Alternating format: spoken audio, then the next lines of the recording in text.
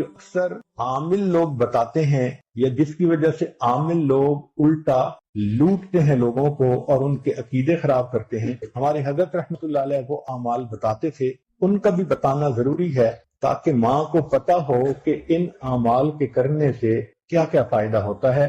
ہم جہاں جسمانی دوائیوں سے فائدہ اٹھائیں گے وہاں قرآن کے ان اعمال سے بھی فائدہ ہمارے حضرت رحمۃ اللہ علیہ فرماتے تھے کہ جب کبھی رات کو نکلنا ہو ویرانے میں، جنگل میں، اور یہاں تو جنگل میں جانے کا بہت زیادہ رواج ہے، تو فرمایا کرتے تھے کہ شام سے پہلے اگر پڑھ لیا جائے چند مرتبہ سلام علی نوح فی العالمین، سلام علی نوح فی العالمین، تو اللہ تعالیٰ سنیک بائٹ سے یا اسکارپین کی بائٹ وغیرہ سے بندے کی حفاظت فرما۔ پھر ایک عمل ہے کہ دشمن کا خوف، فرض کرو بچے کو کسی بندے سے ڈر لگتا ہے، یا آپ سفر میں جا رہی ہیں اور آپ نے ایئرپورٹ سے جانا ہے تو کئی مرتبہ پولیس کا ڈر اور امیگریشن کا ڈر، کسٹم کا ڈر، یہ یا کسی حاکم کا ڈر، تو کسی بھی بندے کا ڈر اگر ہو تو ہمارے حضرت رحمۃ اللہ فرماتے تھے کہ قرآن مجید کی آیت ہے سورہ یاسین میں وَجَعَلْنَا مِن بَيْنِ أَيْدِيهِمْ سَدًّا وَمِنْ خَلْفِهِمْ سَدًّا فَأَغْشَيْنَاهُمْ فَهُمْ لَا يُبْصِرُونَ۔ اس کو اگر پڑھ کے آیت کو اس بندے کی طرف پھونک دیا جائے، اللہ واقعی اس بندے کی آنکھوں پہ پردے ڈال دیتا ہے اور وہ بندے کو تکلیف نہیں پہنچاتا۔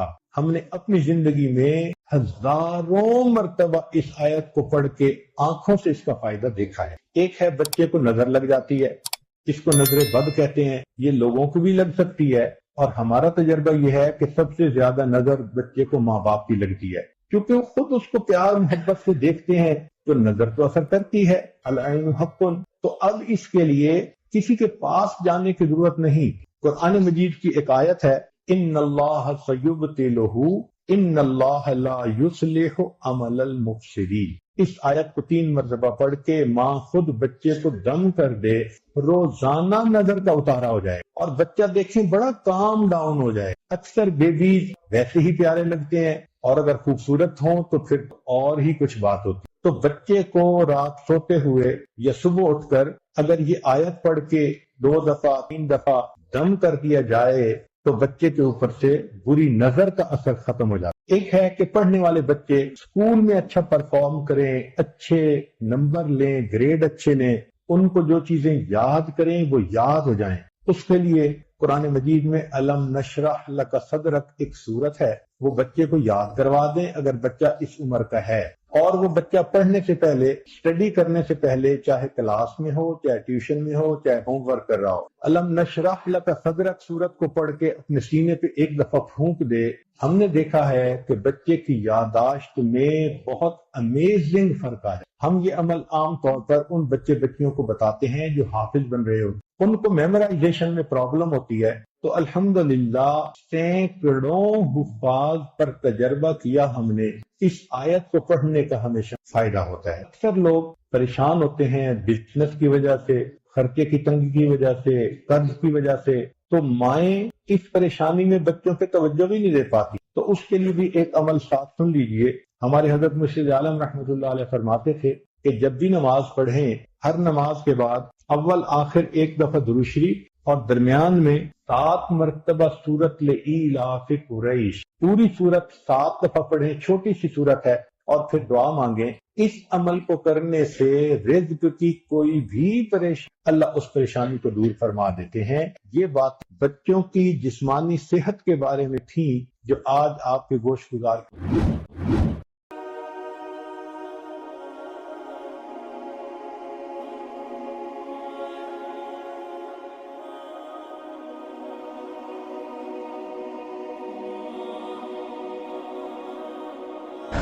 آج کا ہمارا موضوع بہت دلچسپ، ایمان افروز اور اللہ کی قدرت پر یقین کو مضبوط کرنے والا ہے۔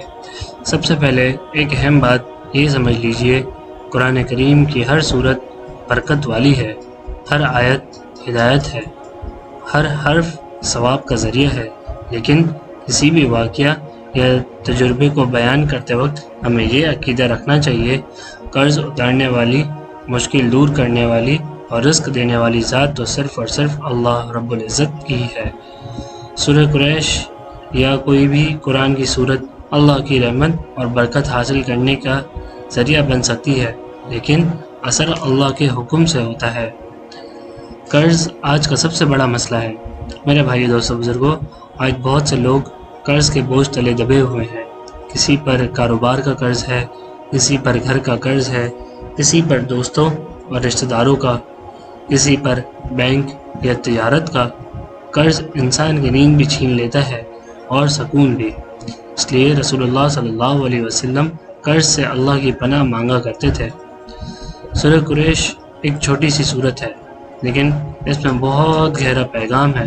اللہ تعالیٰ سورہ قریش کو یاد دلاتے ہیں کہ تمہیں امن دیا، تمہیں رزق دیا، تمہاری تجارت میں آسانی پیدا کی، تمہیں بھوک سے بچایا، اور پھر اللہ فرماتے ہیں کہ اپنے رب کی عبادت کرو، یعنی جب نعمتیں ملیں تو اللہ کو نہ بھولو۔ رزق اور اللہ کا تعلق، آج لوگ سمجھتے ہیں کہ رزق صرف بزنس دیتا ہے، پیسہ صرف محنت دیتی ہے، قرض سے نکلنے کا راستہ صرف ظاہری اسباب ہے، لیکن قرآن ہمیں سکھاتا ہے کہ اصل رزاق تو اللہ کی ذات ہے، اصل مشکل کشا تو اللہ ہے، اصل قرض اتارنے والی ذات تو صرف اور صرف اللہ کی ہے۔ جب بندہ اللہ کی طرف متوجہ ہوتا ہے تو اللہ ایسے راستے کھول دیتے ہیں جہاں سے اس نے گمان بھی نہیں کیا ہوتا۔ برکت کا مطلب کیا ہے؟ میرے بھائی دوستو بزرگوں، برکت کا مطلب صرف پیسہ زیادہ ہونا نہیں ہے۔ برکت کا مطلب کام میں زیادہ فائدہ، تھوڑے میں سکون، رزق میں خیر، زندگی میں آسانی۔ کئی لوگوں کے پاس کروڑوں ہوتے ہیں لیکن سکون نہیں ہوتا، اور کئی لوگ معمولی آمدنی کے باوجود مطمئن رہتے ہیں۔ یہ برکت کا فرق ہے۔ قرآن سے تعلق کی برکت، جو شخص قرآن سے تعلق جوڑتا ہے اللہ اس کی زندگی میں خیر پیدا فرما دیتے ہیں۔ قرآن ہدایت دیتا ہے، دل کو سکون دیتا ہے، اللہ سے تعلق کو مضبوط کرتا ہے، یقین کو تازہ کرتا ہے، اور جب یقین مضبوط ہو جائے تو مشکلات بھی ہلکی لگنے لگتی ہیں۔ قرض سے نجات کے کچھ اسباب ہیں۔ اگر کوئی قرض میں مبتلا ہو تو نماز کی پابندی کرے، اللہ سے تعلق مضبوط کرے۔ نمبر 2، استغفار کرے، کثرت سے استغفر اللہ پڑھے۔ نمبر 3، قرآن کی تلاوت کرے، روزانہ قرآن سے تعلق رکھے۔ نمبر 4، حلال رزق کمائے، حرام اور مشکوک کمائی سے بچے۔ نمبر 5، دعا، اللہ سے گر گرا کر مانگیں۔ نمبر 6، توکل، اللہ پر پورا بھروسہ رکھیں۔ آپ صلی اللہ علیہ وسلم نے قرض سے نجات کی دعا بتائی ہے، وہ یہ ہے کہ اللہم انی اعوذ بک من الہم والحزن واعوذ بک من العجز والکسل واعوذ بک من غلبۃ الدین وقہر الرجال۔ یہ آپ صلی اللہ علیہ وسلم نے صحابی کو بتائی تھی کہ یہ قرض سے نجات کی دعا ہے۔ اگر کسی شخص نے سورہ قریش کی تلاوت کے ساتھ اللہ سے دعا کی اور اللہ نے اس کا قرض اتار دیا تو اصل سبق یہ ہے، اللہ پر یقین رکھو، قرآن سے تعلق رکھو، اللہ کی عبادت کو مضبوط کرو۔ ہمیں صرف واقعہ نہیں دیکھنا بلکہ اس کے پیچھے چھپا پیغام سمجھنا ہے۔ صحابہ کرام رضی اللہ عنہ کے پاس ہر وقت زیادہ اسباب نہیں ہوتے تھے، لیکن اللہ پر یقین بہت مضبوط ہوتا تھا۔ اسی یقین کی وجہ سے اللہ ان کے لیے مشکل حالات میں بھی راستہ پیدا فرما دیتے تھے۔ آج ہمیں بھی اسی یقین کی ضرورت ہے۔ آپ لوگوں کو جیسا پتہ ہے کہ حضرت موسیٰ علیہ السلام کا واقعہ، ظاہری اسباب تو کچھ اور ہی کہہ رہے تھے، سمندر سامنے ہے، پیچھے فرعون کا لشکر ہے، لیکن حضرت موسیٰ علیہ السلام کو اللہ پر پورا یقین تھا۔ پھر انہوں نے جیسے ہی اپنا عصا سمندر پر مارا تو اس میں سے راستے جاری ہو گئے۔ یہ تھا صحابہ کا یقین۔ آج ہر شخص اپنے دل سے پوچھے، کیا میرا یقین اللہ پر ہے یا صرف اسباب پر ہے؟ کیا میرا قرآن سے روزانہ تعلق ہے؟ کیا میں اللہ سے دعا کرتا ہوں؟ کیا میں حلال رزق کی فکر کرتا ہوں؟ کیا میں نعمتوں پر شکر ادا کرتا ہوں؟ میرے بھائیو دوستو بزرگوں، یاد رکھیے، سورہ قریش ہو یا قرآن کی کوئی اور سورت، اثر اللہ کے حکم سے ہوتا ہے۔ قرض اتارنے والی ذات تو صرف اور صرف اللہ کی ہے۔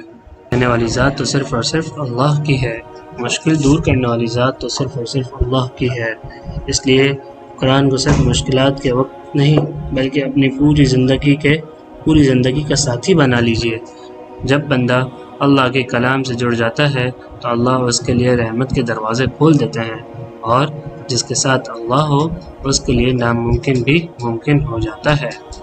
آخری میں بس یہی دعا ہے کہ یا اللہ ہمیں قرآن کریم سے سچی محبت عطا فرما، ہمیں قرآن پر عمل کرنے کی توفیق عطا فرما، ہمارا قرض ادا فرما، ہمارے رزق میں برکت عطا فرما، ہماری مشکلات کو آسان فرما، اور ہمیں اپنی رحمت اور ہدایت کے سائے میں زندگی گزارنے کی توفیق عطا فرما۔ آمین یا رب العالمین۔ مزید اسلامی اور اصلاحی بیانات کے لیے ایمانی بیانات کو فالو کریں، لائک کریں، سبسکرائب کریں۔ جزاکم اللہ خیرا۔